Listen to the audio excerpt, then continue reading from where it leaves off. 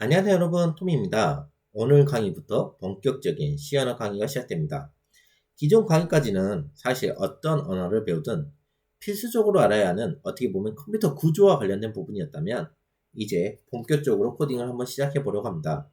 그 첫 번째로 진행할 부분이 바로 표준 입출력 함수입니다.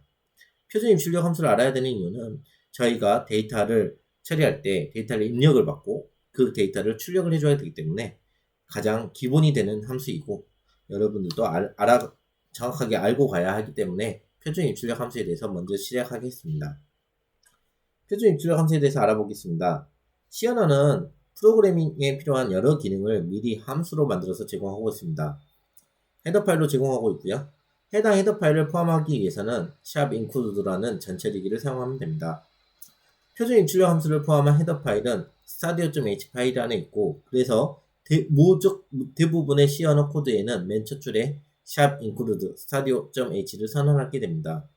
그 이외에도 메모리 관련된 malloc.h, 그 다음에 수학과 관련된 math.h, 문자와 관련된 string.h 등 다양한 파일이 존재하며 해당 헤더 파일들은 각 헤더 파일을 사용할 때 배우도록 하겠습니다.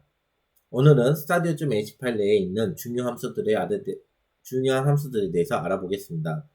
사실 내용이 좀 많기 때문에 강의 시간이 꽤 길 것 같은데 끝까지 한번 시청 부탁드립니다. 그러면 궁금한 점이 생길 건데요. stadio.h 파일을 꼭 선언해야 할까요? 아닙니다. 선언을 안 해도 프로그램은 동작 가능합니다.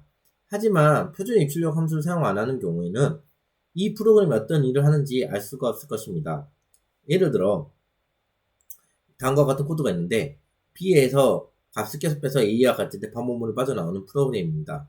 그런데 아무런 입력도 받지 않고 아무런 출력도 안 되기 때문에 실제 프로그램이 동작한다 쳐더라도 우리는 이 내부에서 어떠한 일을 하는지 알 수가 없을 것입니다. 그래서 무조건적으로 stadio.h 파일을 추가하라고 하는 것입니다. stadio.h 파일 안에는 엄청 많은 함수가 있습니다. 모든 함수를 개발자가 할 수 있을까요? 당연히 없습니다. 그래서 대표적으로 알아야 되는 필수 함수를 제외한 나머지 함수들은 필요할 때마다 인터넷을 찾아서 저도 사용하는 편입니다. 보시면 대표 함수로는 총 6가지가 있는데 표준 출력 함수와 표준 입력 함수, 즉 모니터에 출력되는 함수와 키보드를 통해서 입력받는 함수로 구성되어 있습니다. 각 함수별 특징과 함께 코딩을 해보겠습니다.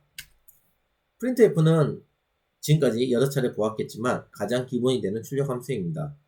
출력 양식으로 자료값을 출력하고 있습니다. 모니터에 정보를 표시하는 방식은 문자를 표시하는 방법과 변수값을 표시하는 두 가지 방식이 있습니다.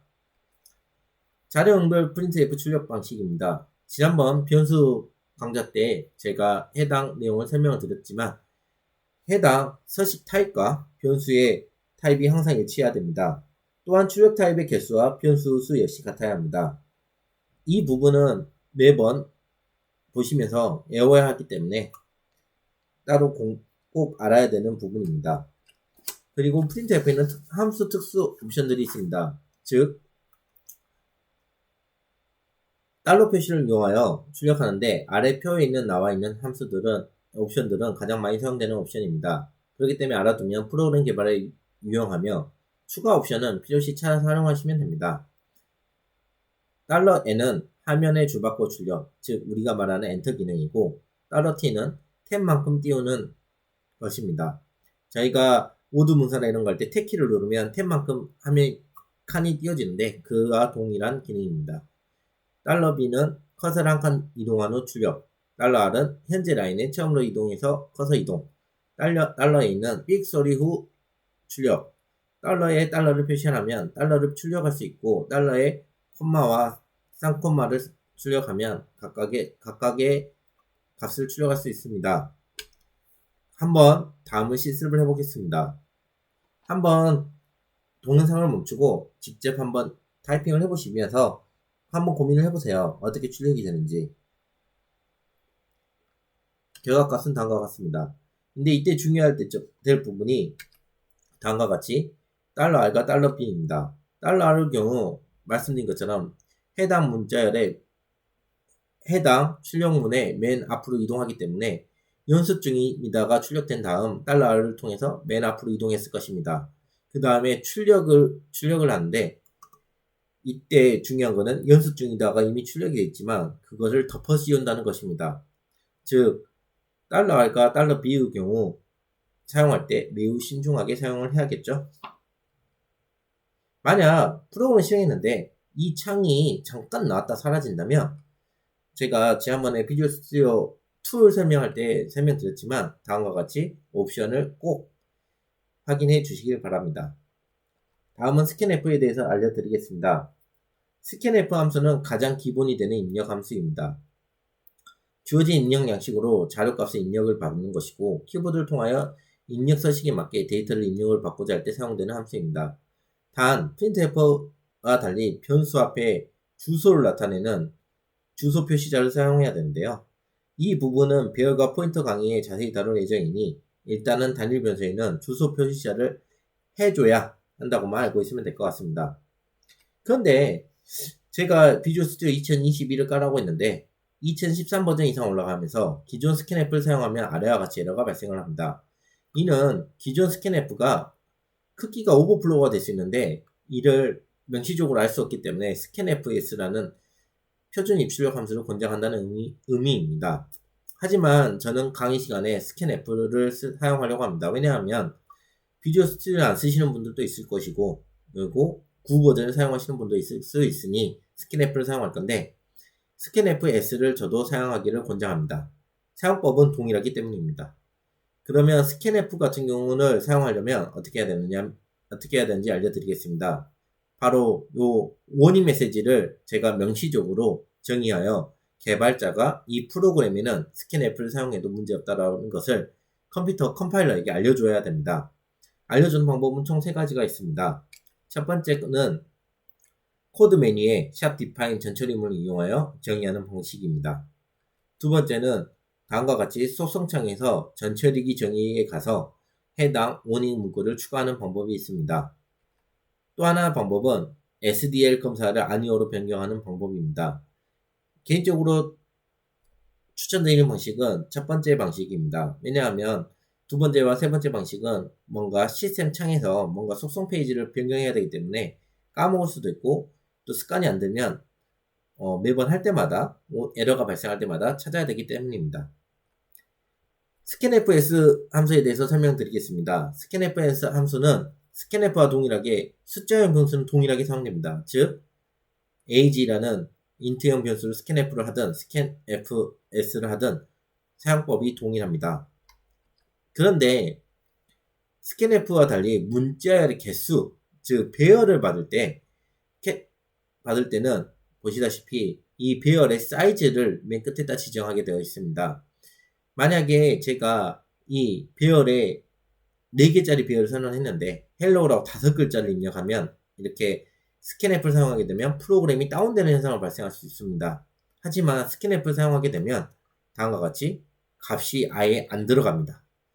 그래서 프로그램을 안정적으로 사용할 수 있지만 실제로는 값이 안 들어가기 때문에 이 네임에 아무런 값도 안 들어가 있는 쓰레기 값, 그냥 널 값이기 때문에 사실은 둘 중 어느 것을 사용할지는 여러분들이 판단하겠지만 판단하는 게 좋을 것 같습니다. 또한 자료형에 맞지 않는 타입을 선언할 경우 워닝이 발생합니다. 그런데 프로그램은 실행이 가능합니다. 이게 좀 안 좋은데, 실행은 가능하나 프로그램이 이렇게 동작했을 때 나중에 에러가 발생하게 되는데, 이 워닝 문구를 꼭 보셔야 됩니다. 이 워닝 문구라는 것은 뭔가 컴파일러가 너희가 프로그램 짠 거에 문제가 있을 수 있다 라고 알려주는 것인데, 대부분 사람들이 이 워닝을 무시하는데 이 워닝은 치명적인 오류를 만드는데 사용되기 때문에 꼭 확인해 주시길 바랍니다. 다음과 같이 실행은 가능하나 프로그램을 실제 사용할 때 에러가 발생합니다. 푸케이터 함수는 문자 데이터 한 개를 화면에 출력한 함수로 printf%c와 동일한 기능을 가지고 있습니다. 문자열을 넣으면 푸케이터 같은 경우는 당연히 에러가 발생합니다. 컴파일 자체가 안 되는 것이죠. get 캐릭터는 문자 데이터 한 개를 입력받는데 scanf%c와 동일한 기능을 가지고 있습니다. 즉, 한 개의 문자의 값을 받는 것입니다. put 함수는 문자열을 화면에 출력하는 것으로 printf, %s와 동일한 기능을 갖고 있고, 문자열과 관련해서는 배열 강좌에서 같이 배울 예정입니다. 현재 제가 계속 문자열과 배열, 이렇게 크기, 이런 이야기들을 이번 강의 때 이야기하였지만, 사실 그 부분은 저희가 문자열 강좌에서 따로 할 예정이니, 이번 시간에는 종수형에 좀 포커싱을 하시고, 이거는 있다라고만 좀 알고 넘어가면 될 것 같습니다. getS 함수 같은 경우는 2013 이상 버전에는 getS가 사라지고 get_s로 통일되었습니다. 문자를 입력받는 함수로 띄어쓰기나 다운표 등을 입력받을 수 있습니다. 엔터가 입력되기 전까지 모든 데이터를 입력받는 함수로 scanf, %s와 동일한 기능을 갖고 있습니다.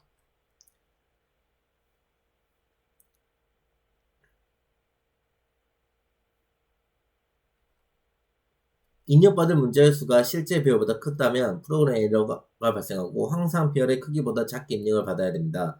즉 A가 받을 수 있는 문자열보다 값을 많이 받게 되면 다음과 같이 에러가 발생하게 됩니다. scanf와 getS의 차이는 scanf는 문자의 끝을 공배 문자로 인식하기 때문에 띄어쓰기나 탭을 포함합니다. 근데 getS는 문자열의 끝에 개인 문자를 엔터로 확인합니다. 즉 scanf로 하게 되면 헬로 월드라고 내가 입력하고 싶은데 이때 띄어쓰기를 하고 싶을 때 헬로우만 scanf는 입력을 받습니다. 하지만 getS는 엔터를 쳤을 때를 하기 때문에 이 헬로 월드를 다 받을 수 있습니다. 그래서 여러분이 만약에 문자열을 입력받고 싶을 때 띄어쓰기를 허용할 거다. 그러면 getS를 써야 되는 것이고, 만약에 띄어쓰기를 허용하지 않겠다 라고 하면 scanf를 사용하시면 됩니다. 강좌를 정리해 보겠습니다. start.h는 표준 입출력 함수이며 출력 함수에는 printf와 pCharacter, puts 등이 있습니다. 입력 함수에는 scanf, getCharacter, getS_s 등이 있습니다. 문자를 입력받을 때에는 메모리 크기를 항상 조심해야 합니다. 프로그램 에러 발생 시 프로그램은 강제 종료되고 이는 치명적인 오류를 표현하게 됩니다. 표준 입출력 함수는 가장 기본이 되는 함수로 모든 프로그램의 기초이기 때문에 실습하면서 꼭 익숙해지시길 바랍니다. 감사합니다.